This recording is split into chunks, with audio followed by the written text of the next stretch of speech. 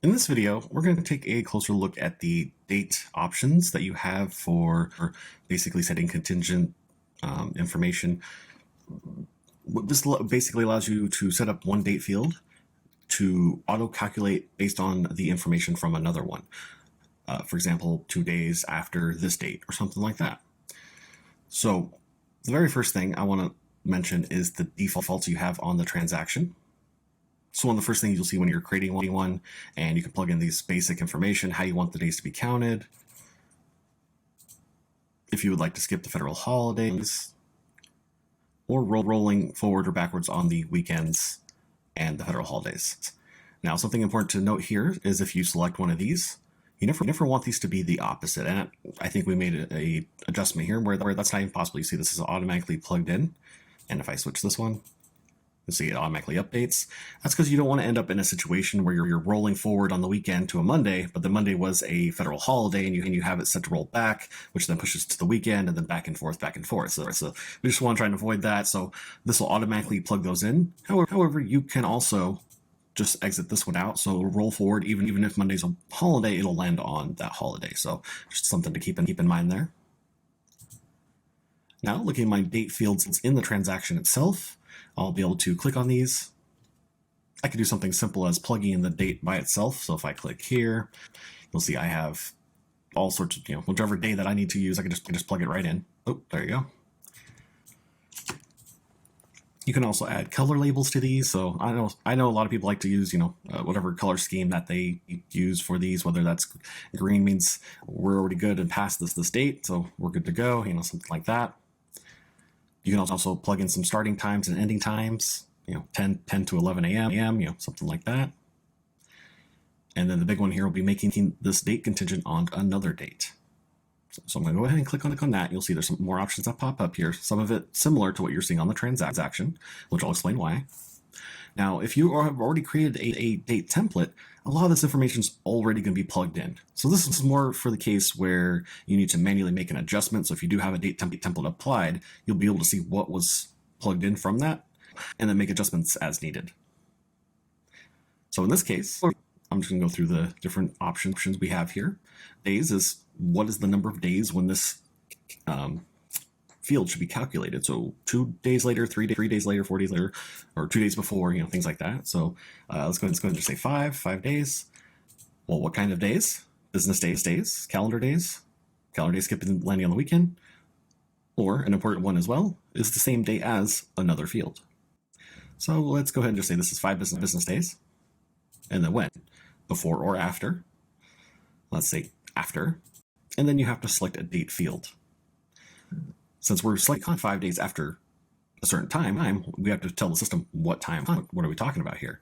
So would it be 5 days after the preliminary title reports, or whatever date field that you have? And then you can again control these. If you go to your field editor, you can create as many date fields as you'll need. For this transaction, I just have these ones showing that I can use. So if I was to say, let's say that one, 5 business days after my preliminary title report, this due date will be calculated.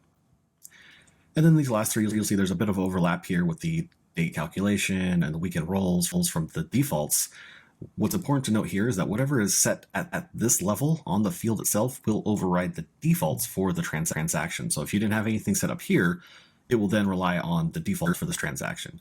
So if nothing is set up on either side, it's just going to ignore that piece. So just something to keep in mind. Again, if you want to set up at this point but not the other, again avoid the odd situation for rolling back and forwards. And if you want to skip those holidays. And then once you get that set up, I can plug it in. And if there was information into this preliminary title report, you'd see this automatically fill in. And I'll show you that in just a moment. So I'm actually not going to fill in this particular date contingency because I've already applied a date template. I'm going to close that. Where this is usually the first date I'm going to fill in. So the date I received the contract, I'm going to plug that in for today's date. And then because of my date template, you should start to see some of these other dates just automatically calculate because of what I've already set up in my template. So let's go to the contract agreement. Let's go say it's today here. Save that in. And there you go. You see, I've already had 3 different dates get filled in just because I plugged in this first one. And that's all due to my date template that I've already set up, a while ago. It saved me that much time. I don't have to go through even thinking about what these dates are and when I need to plug those in. Now, if I go into one of these that I have filled in, say this guy, I'll say here's the contingent information. So if I needed to make any sort of adjustments, I could do so here. And this one was set for 5 business days after my contract agreement. So 5/27 to 6/03. And I didn't set up anything for the weekend rolls or skipping holidays or anything like that. And wasn't worried about that. So just trying to calculate that date. I can plug in times if I need to as well. Usually the times will be more manual because that's going to be specific to a certain event and quite varied depending on schedules and stuff. So that one you'll just have to manually plug in. So let's go ahead and close that one and then give you one more example here. This guy is going to be 3 business days after earnest money. And so this was an important detail. And then, of course, nothing for the bottom. Now, what was cool is, remember, the earnest money was being calculated by current contract date. So you see a little bit of a trickle-down effect here where I plugged this in, it calculated the earnest money, and because this one's relying on the earnest money, that one then went and calculated. So you could do a bit of a trickle-down effect, and it's pretty neat because if you go to the source date and say update this contract agreement, you'll see that whole thing go flying down with updates again. So let's go ahead and do that and say, oh, maybe it wasn't this date here. Let's say it was Monday.